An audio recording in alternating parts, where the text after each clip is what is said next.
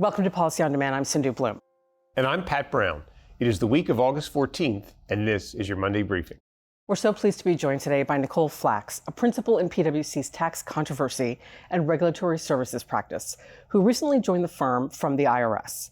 There, she served as commissioner of the Large Business and International Division and led the development of the IRS Strategic Operating Plan on how the agency plans to use the $80 billion in additional funding provided by the Inflation Reduction Act. Nikole, we are so pleased to have you. Thank you for being on Policy on Demand and welcome to the firm. Thank you. I'm happy to be here.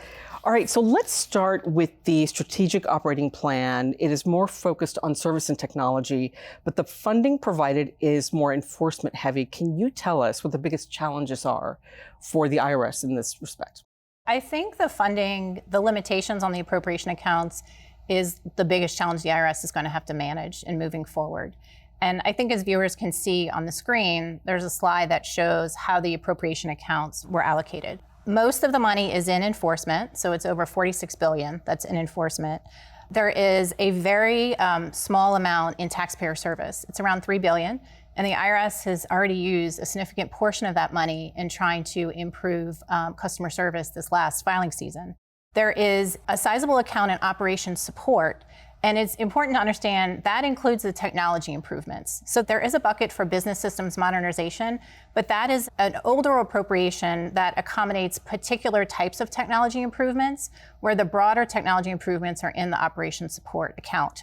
When you look at the Strategic Operating Plan, the IRS really took the view of trying to lay out what tax administration of the future should look like and could look like, recognizing that there would be these funding limitations. And in the plan itself, laid out these potential shortfalls in service and technology, recognizing that those really are the areas that taxpayers have been feeling a lot of pain, and there are a number of improvements to make.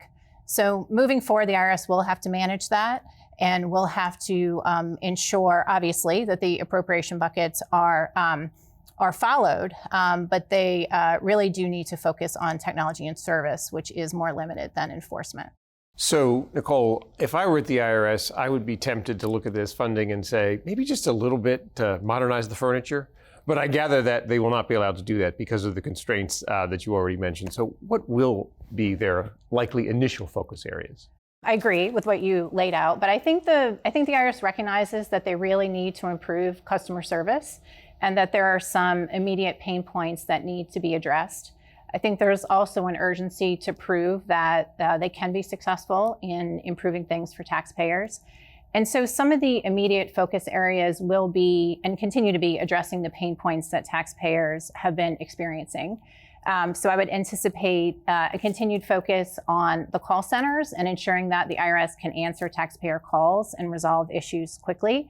In addition to some more technology-enabled tools to allow taxpayers to address their issues.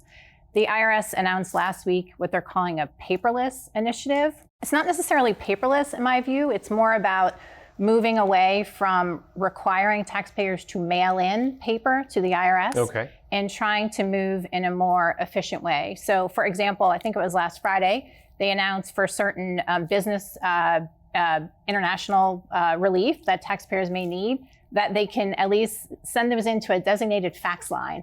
And although that might appear as modern as some business is conducted these days, it is an improvement compared to mailing paper in and putting it in a long queue of work.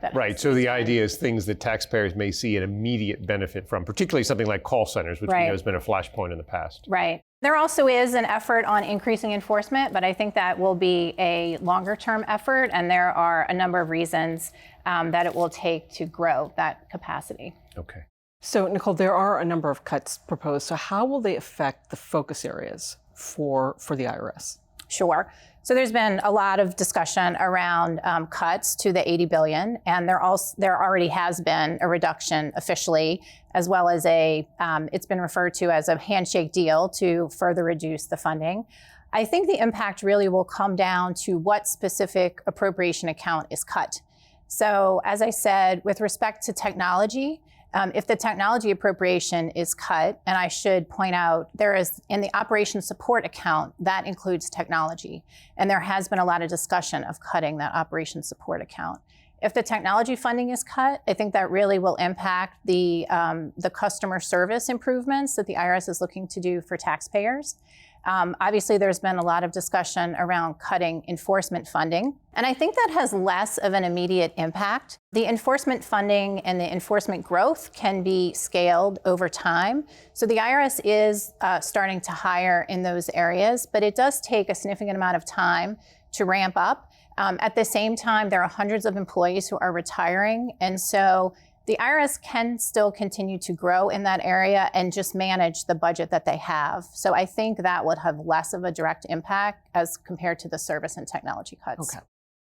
So Nikole, a lot of our audience are tax departments of companies. So if we focus on companies, what changes are companies likely to start to see first?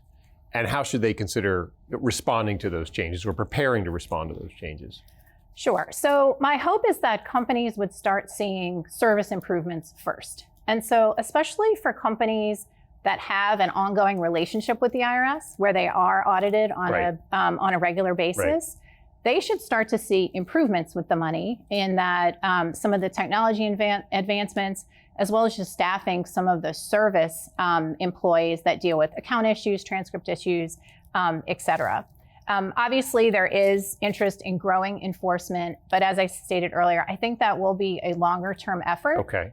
There are, I think pros and cons to business of that. There are some businesses who complain a lot about the IRS not having sufficient staffing in the technical knowledge that they need, and so with that comes a benefit.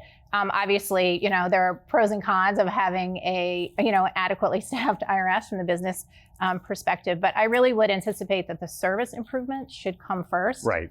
Yeah. But it's interesting to your point about increased enforcement efforts. It's not necessarily all bad, because to the extent you're able to get more resources to bring speedier resolution to an issue, that ought to be something that, frankly, taxpayers respond positively to. Exactly. And in the Strategic Operating Plan, the agency did commit to looking at the tax certainty programs, the issue resolution programs that many large businesses have used over the last many years to get resolution to their issues.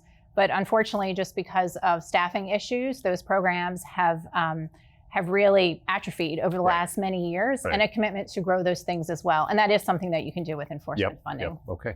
Well, thank you, Nikole. Thank you. A quick note about what's happening in Washington. Congress is out until after the Labor Day holiday, after which the focus will be on funding the federal government for fiscal year 2024.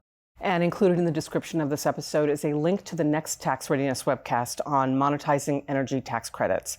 The webcast is tomorrow, August 15th. You won't want to miss it. And thank you as always for watching, and stay with Policy on Demand for the latest developments in Washington and around the world. Take care.